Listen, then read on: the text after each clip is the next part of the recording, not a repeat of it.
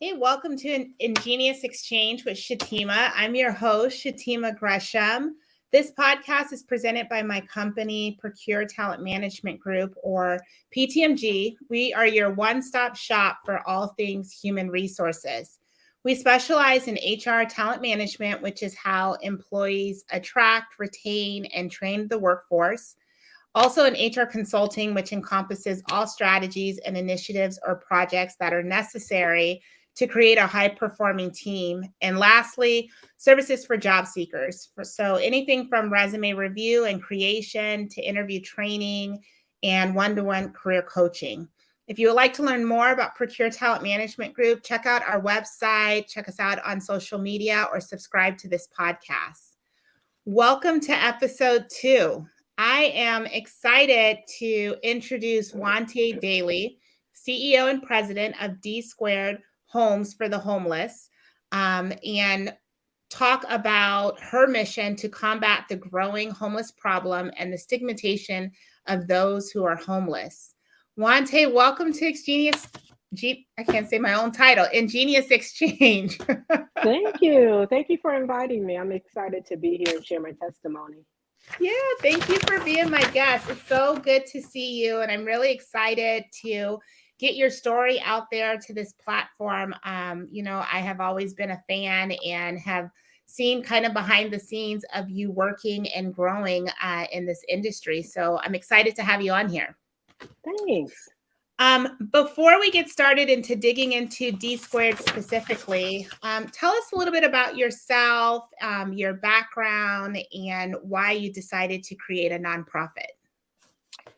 Thanks. So my background really is I'm a mother, like so many other people. I consider myself a mental health advocate because mental illness runs in my family. I work full-time job. I've been with my employer for 23 years. And so my nonprofit is pretty much like my full-time side hustle. I Okay. started this nonprofit because my son experienced homelessness and mental illness runs in my family. And when he was denied temporary shelter over a $40 income shortage, and I wasn't allowed to make that up, he ended up living in Kiwanis Park in Arizona for a year. And so during that time, I started fighting for him, but I also noticed that I had the same stigma a lot of people had about homeless people. So once I started talking to people and realized we all could become homeless, I decided to start this nonprofit to help the homeless, the mental health challenged, and also I have a youth scholarship program. So decided to start it because of my son's situation, my family history of mental illness, and honestly because God told me to do so. That That's part. the reason. Yes, that That part. part. How long have you had the nonprofit? We will be four next April. So Nice. coming up on 4 years. Doesn't seem like it's been that long. Time moves quick, especially when you're Mhm. doing God's work. Yes, yes. Wante, what type of nonprofit did you establish? So we're a 501c3 charitable organization, and that means that most of our funding comes from donations and grants. Okay. Okay. Do you have any employees that work with you, or are you doing this all by yourself? So I do have a board of directors, no employees. We are not paid, including myself. That will be in the future because we're not yet obtaining like large government grants where we could pay. So we all work for free. Yeah, I know how that is. Been there, Yes, done it's a that myself. labor of love, full time. Yeah. That actually, I'm going to skip my questions. It brings me to my questions, that you mentioned nonprofits, heavily rely on donors to execute on your missions. It sounds like that's true for D Squared as well. How have you secured your donors? And then how would someone donate to you? So the majority of the donors are just people that I know, believe it or not. So because I was on my full-time job for so many years and people knew me, when I reached out and said I wanted to start a nonprofit and asked for support, a lot of people started donating to me. So a lot through social media, some small grants, not large ones, but the other funding comes in from networking. And Mhm. then because I'm pretty savvy with money, because I'm debt free, we pass out homeless hygiene bags, but the majority of what goes in that bag are donations. So Okay. just about everything is a donation, but then I do have sponsors that I obtained from networking. So United Healthcare is a large sponsor. Bombas socks, they send us 5,000 pairs of socks a year.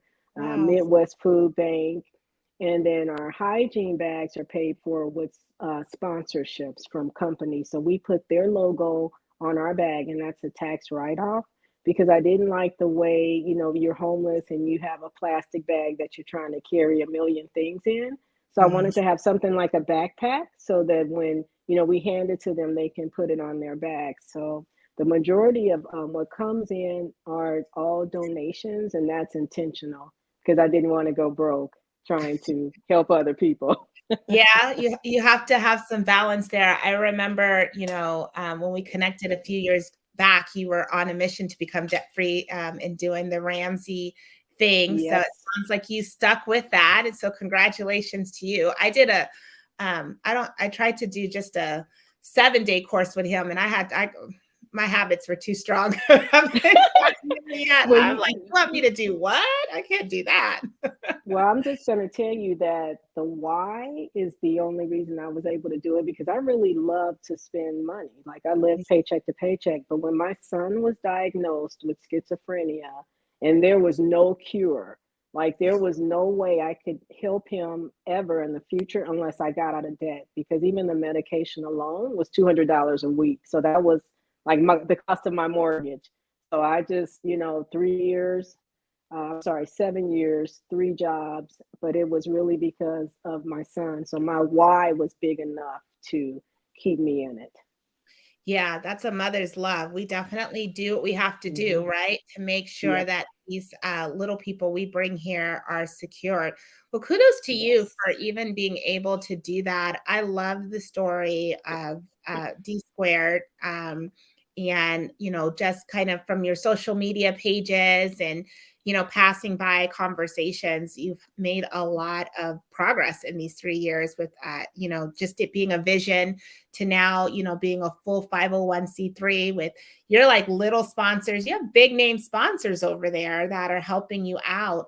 Um, how did you do that? Like, did you send emails? Did you talk to people? Did you how did you lock in these sponsors? I know you said a lot of it was heavy referrals, but was it just, being specific and saying, hey, I need you to donate socks because this is what we're doing? Or So a lot of it was networking in the beginning, but with other nonprofits.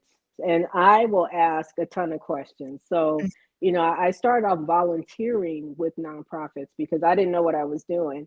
And I'd ask them, where were they getting their items from? And so I would connect with those. But United Healthcare actually came from another nonprofit. And I happened to have a friend that worked at United Healthcare. So I said, hey, can you find this person on email, right? Because you're inside, and that's actually how I connected with yeah, him.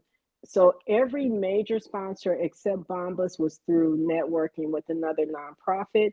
Bombas really came just from applying online. So I had a volunteer reach out for just things we want to have in our backpack, t-shirts, socks, and it was the right time.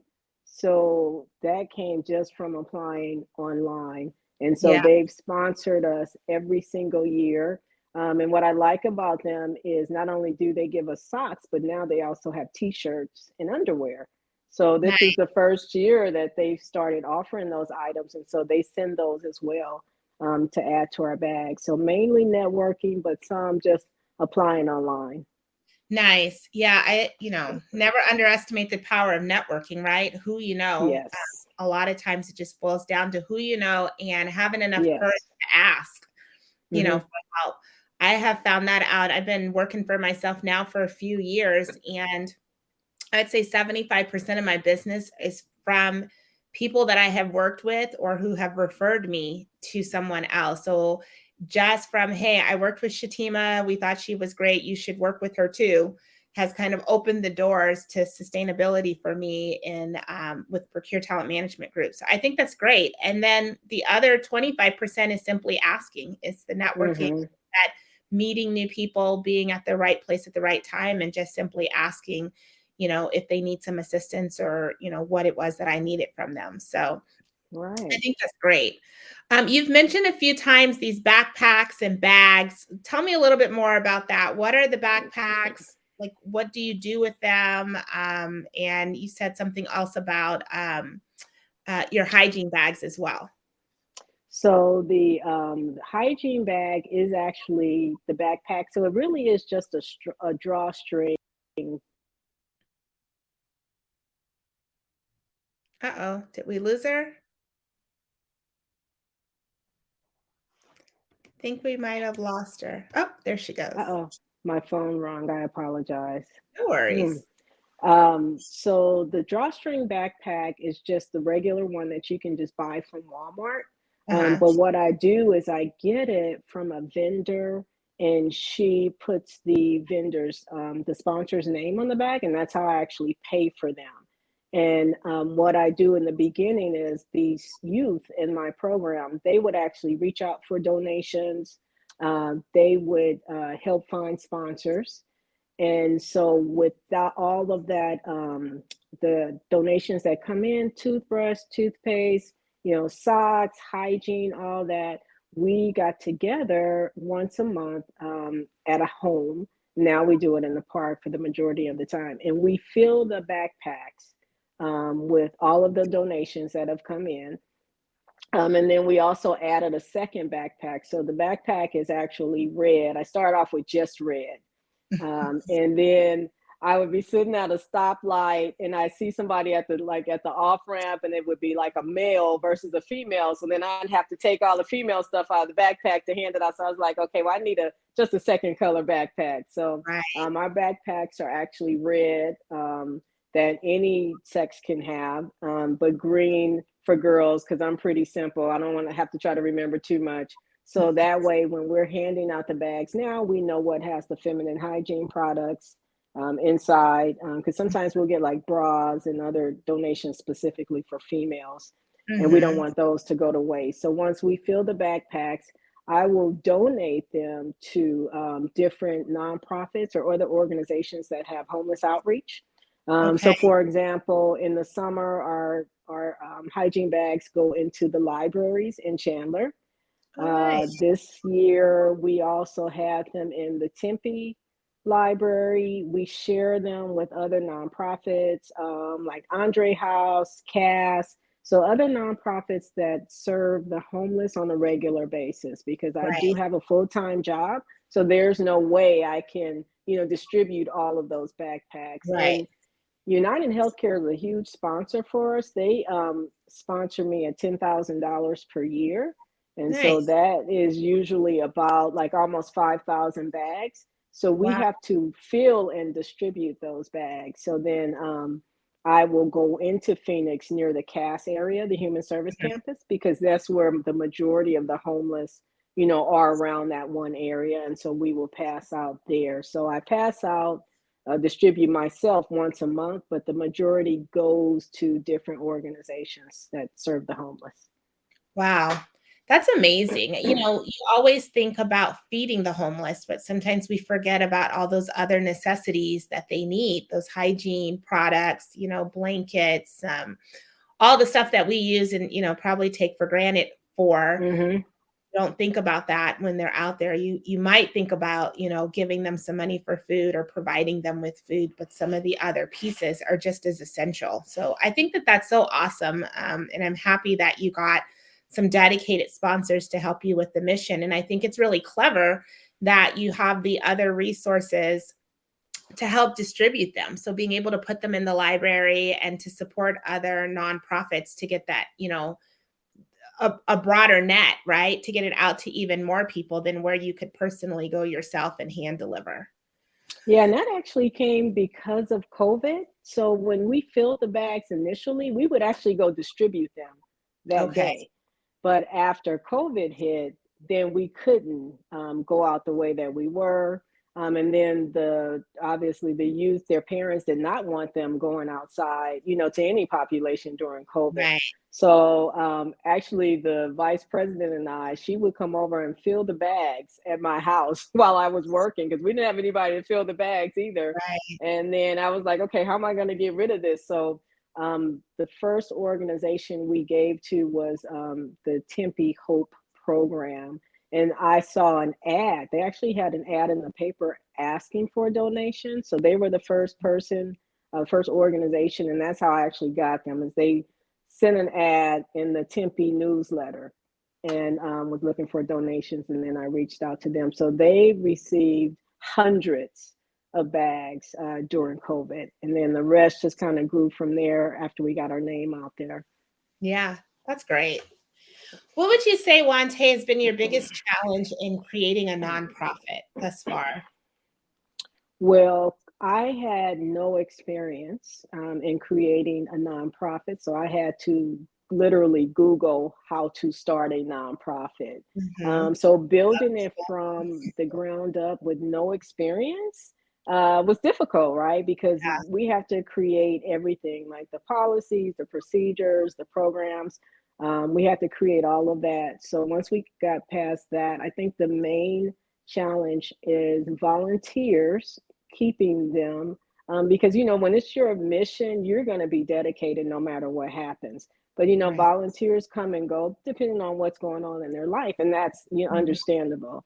But since this is a long-term project for me, that's been the challenging part. And then the fundraising is difficult as well, because even Right. when we're applying for grants off and on, you really won't receive large grants until you've been a nonprofit for over 3 years. So trying to stay funded Yeah. is the challenge. Yeah. So, Yeah. but working from my home, we do have office space, but I run the pretty much the nonprofit from my home, and all the volunteers, work from home. So there's really not a lot of overhead at all. So just the basic bills for the professionals that I have to pay to keep us going.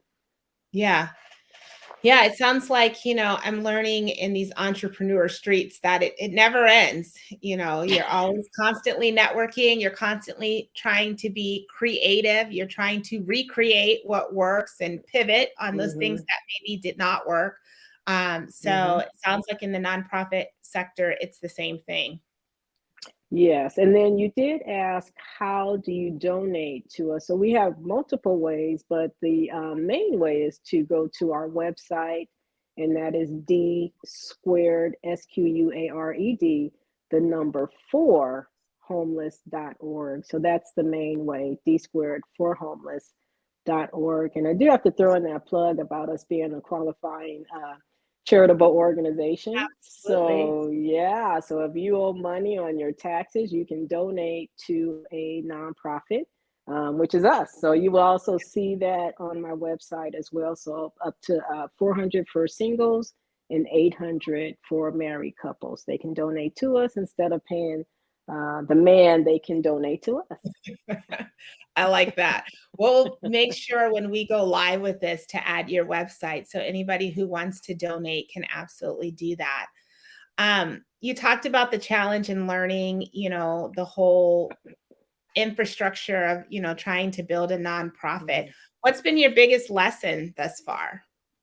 Really, it's been kind of like in the regular workplace. Someone can be really qualified, but that doesn't mean that they're a good fit for Mm, your organization. So, in the beginning, I would be really excited when I would meet someone with experience, like whether it's for grant writing, social media, any type of position that I need that I didn't have experience with.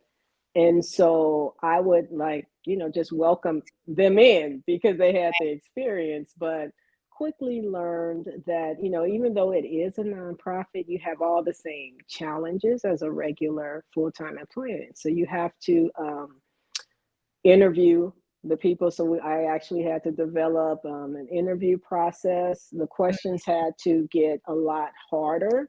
And so I enlisted the help of someone at my church who is a manager at Intel. So she came up with behavioral questions. In fact, the questions were so hard, I was glad that I was the one You asking weren't them. interviewing, Yeah. huh? Yes. So, Yeah, but I yeah, like that's it. the same thing because this is a culture that I have to consider, but also we are not just a nonprofit where we're going out and handing out bags. I actually pay the rent for the mental health challenged population and for the homeless community when they receive housing through their case managers. So we pay the rent, but our long term goal is transitional housing. Oh, So this will eventually be my full time job.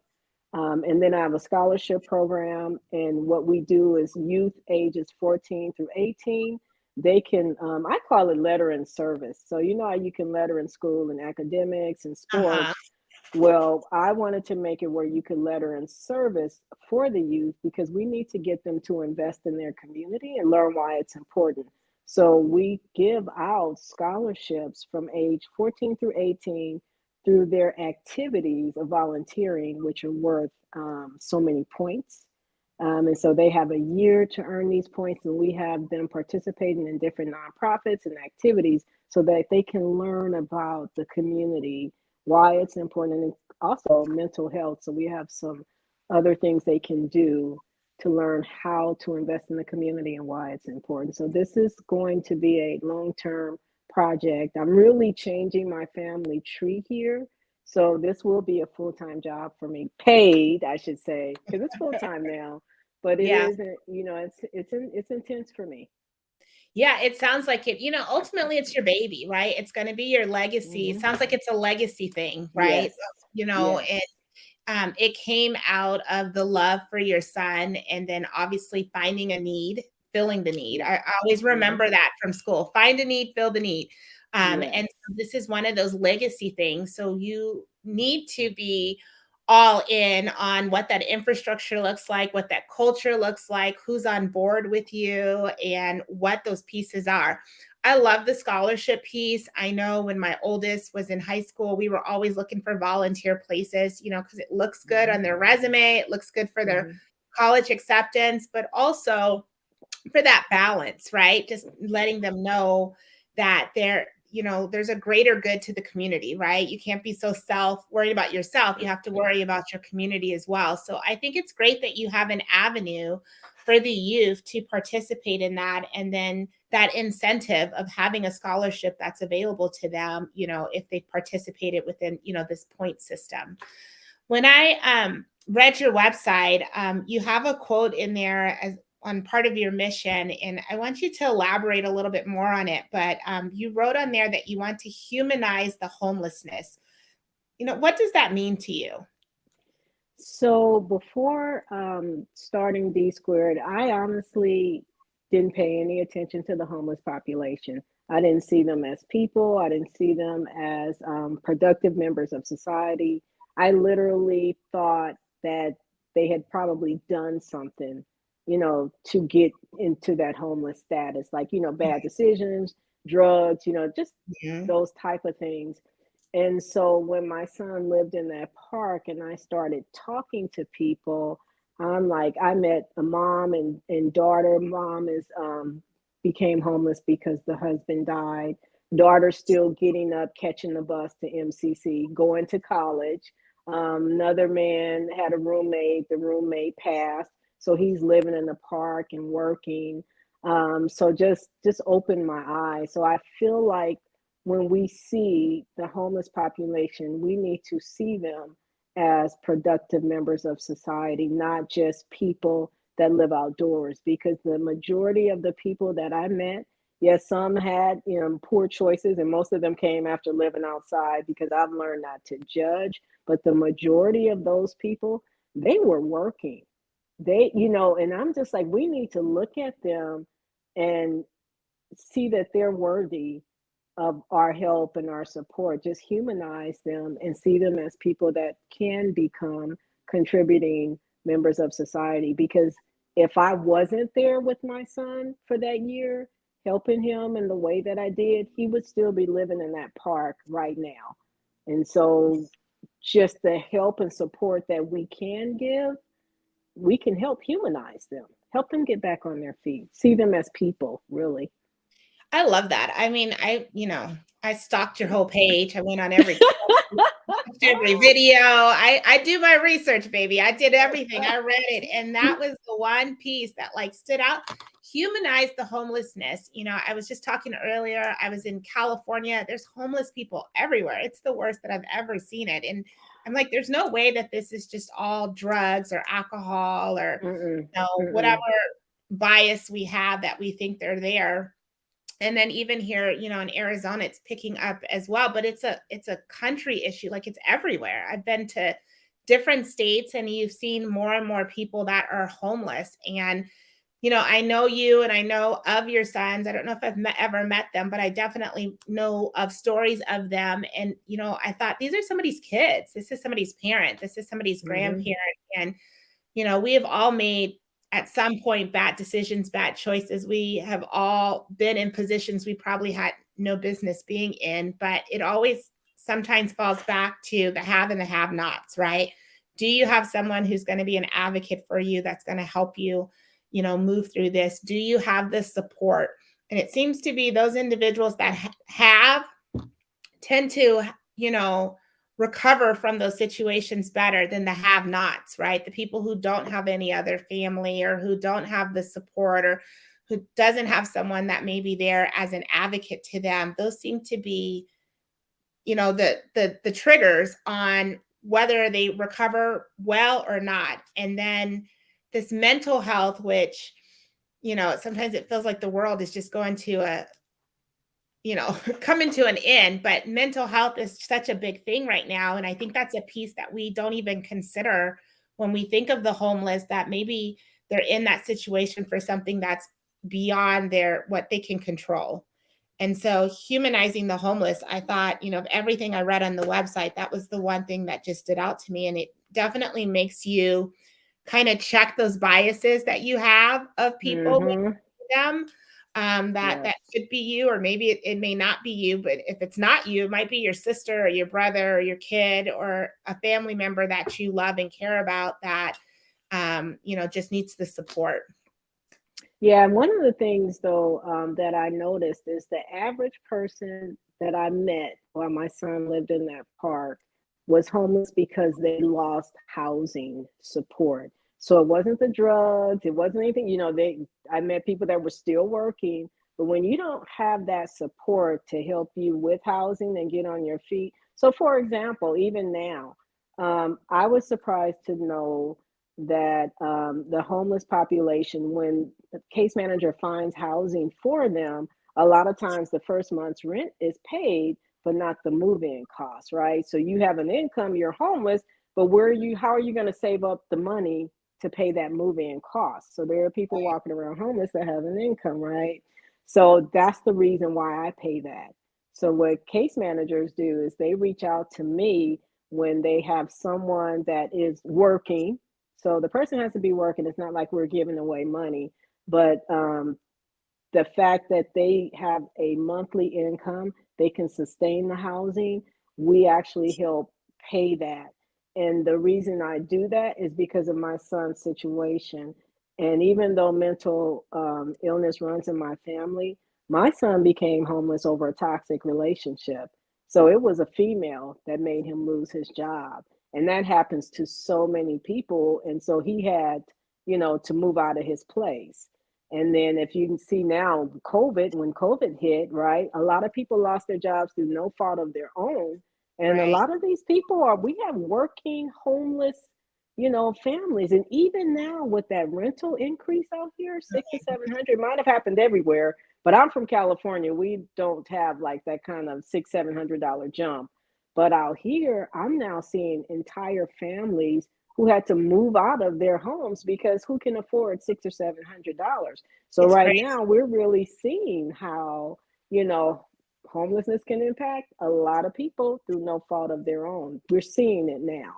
Absolutely. I mean, even for working folks, having these deposits and things like that. I have an Hmm. elderly couple that I love dearly, and their rent went so high, and the cost. I'm like, it's just, it's ridiculous. I think it's Hmm. great. I think what you're doing is great. I love the backstory. How's your son now? How's he doing? He's doing well now, and actually, no one ever helped him. I used my retirement money and put him in housing, affordable housing myself. The first year and a half was really rough, especially since COVID hit. So he couldn't apply for jobs because everything was closed and there was no Wi-Fi. So, and then he did have first two jobs, but it was still hard because once you are removed from that homeless situation, then you have to deal with your resume and that gap in your resume and all these other things, that kind of feeds into that stigma. I mean, he couldn't even get a job at Fry's. And my son is college educated, but you see that little gap and all of that. So he has been housed for like I think 2.5 years now. So he's been on his last job about 7 months and it's going Awesome. good, but it was rough. I don't want people to think that you're housed from homelessness and then life is hunky. No, it's like you got a whole nother set of issues that you have to overcome and stigmas Yeah. because people are still judging you on paper. Well, yeah, and then I would imagine there's a lot of self-therapy that needs to happen as well, right? You have to forgive Yes. yourself for even, getting in that position or, having to overcome that. I've never been homeless, but I've lived life long enough to know that life is hard, whether you have Yeah. mental illness or not, whether you're Yes. working or not. We're all kind of feeling the effects of the economy. Mm-hmm. Everything was increasing. I was just joking, earlier that I was in the store debating whether I was going to pay $5 for eggs. I'm like, do I really need eggs, Shatima? Do we need one Mm-hmm. egg or two eggs? Like, just because of just life, all the things that have kind of encompassed around it. So, somebody that is struggling with mental health or someone that is transitioning from homelessness into a home now with responsibilities again, and then securing those jobs as well. I'm working with Small Business Association and some other businesses as well on doing some interview and resume training. I also work with every client Mm. that I meet with to change their views and their biases when they look at people's resumes for gaps. Yes. We all have gaps in our employment at some point. If you don't have it now, you will have it later. We have, people are taking care of their parents and their family members and Yep. children. People are taking off for their own mental health or medical situation. So I said it's not an if, it's a when. At some point, you Right. have some sort of gap in your employment. And I really try to work with employers not to penalize people for that, but to ask the why. Hey, what happened? Right. What was going on during this time, or whatever, and then make a judgment call from there. Yes. So I think that that's great. I'm glad to hear that your son is doing well and that he's employed. We'll definitely have to stay close because I'm in that field now and working with individuals and getting jobs and doing trainings. So I would love to partner with you and D Squared, with maybe some of those families that you're working with and getting their resumes created or getting them in front of employers who are open to that situation. So we'll definitely talk offline a little bit about that. Um, Brag a little bit about yourself before we wrap this up. I got on your website and you had some stats there on the people, how many people you've helped, and you've already talked about your partners. But before we wrap up, brag a little bit about what you've accomplished in 4 years. I think it's just really incredible everything that you've done so far. Well, I'm most proud about the number of people we have helped, which is 56. Awesome. We helped our first person in the second year as a nonprofit, and that was not with grants. That is just me asking people, will you donate recurring donation like $10, $20 a month? And that's how I started what I call the GAP program, because Mhm. a lot of people think that it costs a lot of money to prevent homelessness, but my son became homeless over $40. So, once I started explaining, what really happens, people started donating. So the money from my GAP program are just individuals, and they donate as much as they want or as little as they want. So most do $10, some are 20, 50, 100, whatever they want to contribute. And what I like about what I do is they know where their money's going. And that's the thing. And so that's why a lot of the people do donate with me. The other thing, and you can look her up. So the youth that just received our last scholarship, her name is Karasi, Karasi. Last name is Coulter, Colter. So because of her work with D Squared, she obtained a full ride scholarship to North Chapel Hill University. She Wow. was Phoenix Youth of the Year. So you'll see her, Google her with the mayor. She won the Junior Achievement Award. And just over $1 million in scholarship. Well, I know a couple Coulters, so I may know her people, but that's awesome. I'm always rooting for these kids. Don't even get me started with the college. I could do a whole podcast on my college conspiracy, but congratulations to her, and I'll definitely look her up and encourage her as well. You're doing great work, Juan Te. Who would have thought? You. I know, right? But when you step out on faith, which is because it wasn't like this is one of those beautiful stories where I woke up one day and the heavens opened and I really wanted to do that. It did not happen like that. I was like, no, I don't want to do this. I've worked like 3 jobs the majority of my life. I want to just sit down somewhere, didn't know how to do it. And, felt this is the calling on my life, really. God said, do this. And how I know that is because I was attending Faith Christian Center, at that time when my son lapsed into homelessness and in some small groups. And so I was really learning from them. And I was shocked to learn that everybody was born with a calling on their life. And so I was like, well, how do you, I asked a million questions, like, how do you know what it is? And how do you know? And so what I learned is that thing that's always nagging you, that you can't let go of, that's upsetting to you, it may not upset other people, but it upsets you. That's what you're called to work on. And for me, when my son was homeless over $40, I was like, that is the most ridiculous thing I have ever heard, not only for my son, but for other people out there. Like if we just help people get on their feet when they have a temporary setback, that's better, better for the society. I mean, you don't have to have a PhD to learn that, right? Because we're all paying the cost of these people that's living outside. So why not just help them? So I honestly thought about this for about 3 or 4 months. And I just finally got tired of not being able to sleep at night. And then I did ask one of my mentors, I said, well, I don't know how to do this. How will I even do this? And she said, you know what? If you step out on faith, God will bring you the people and the resources that you need. And I tell you, that's exactly what happened. Like our sponsors, the ones that, the big ones, I got those in my first year. It wasn't like it was like the 3rd year, which is where no, which was that was my first. Yes, everything. Yep, even our program, the GAP program, we're helping people like with housing in year 2 as a nonprofit, and none of this is coming from grants. So the confirmation is year after year after year. But I also have to set myself up and learn in situations where I can grow and learn. And that's what I've been doing. So I'm always taking courses, and still looking for people that can help me with social media and marketing and fundraising. I got you. I'm going to get you the right people. Well, I always say the community is chatty. So if I don't do nothing well, I network really well. So I know some people who know some people who know some people. So I will get you what you need to continue your mission.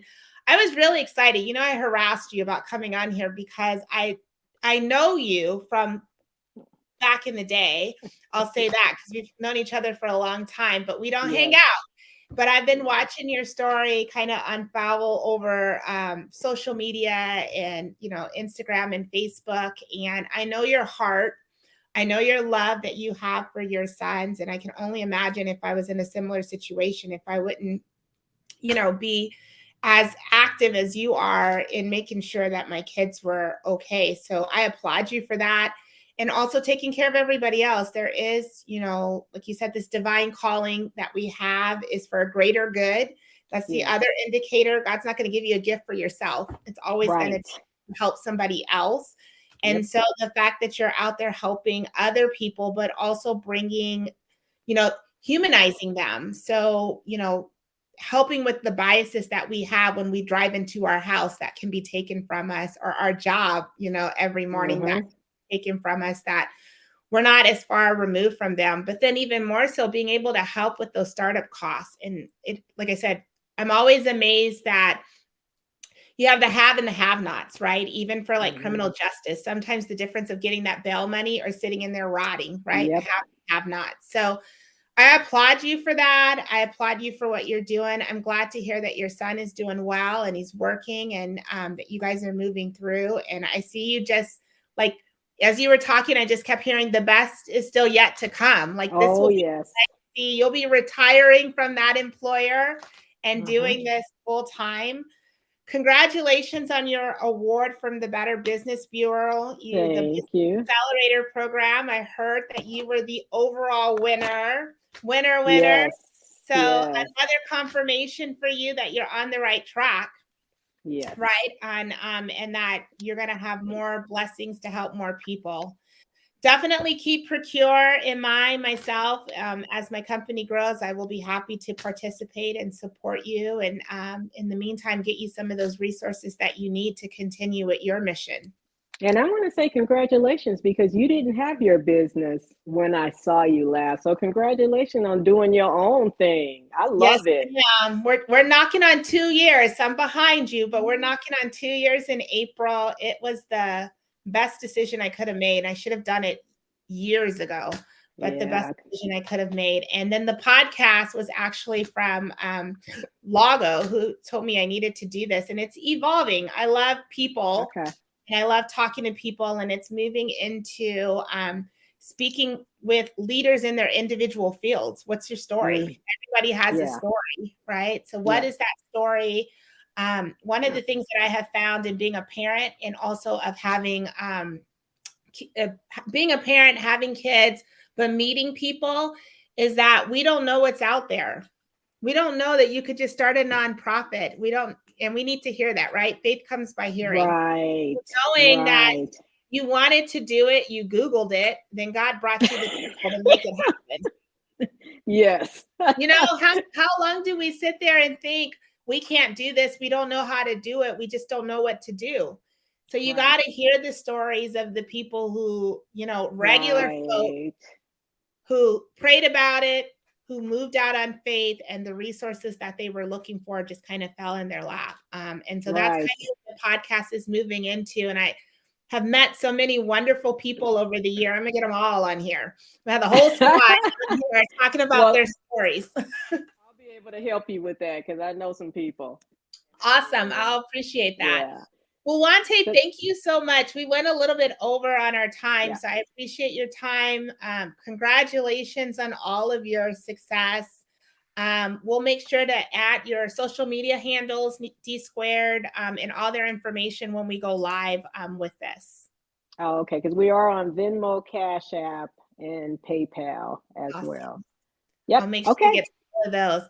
Thank you so much. Thank you, viewers, for watching this episode 2 with Juan Te Dailey, CEO of D Squared for the Homelessness. See you soon. All right. Bye-bye. Bye-bye.